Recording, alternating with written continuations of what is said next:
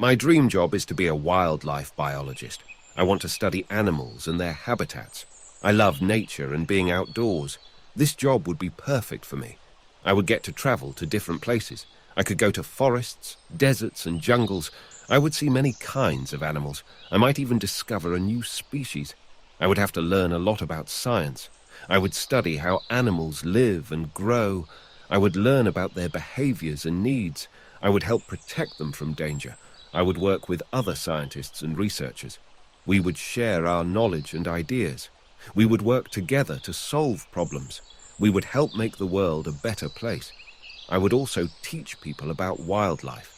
I could give talks at schools and museums. I would write books and make videos.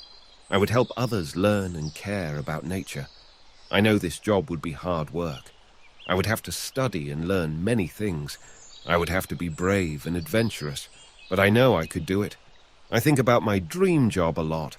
I read books and watch shows about wildlife.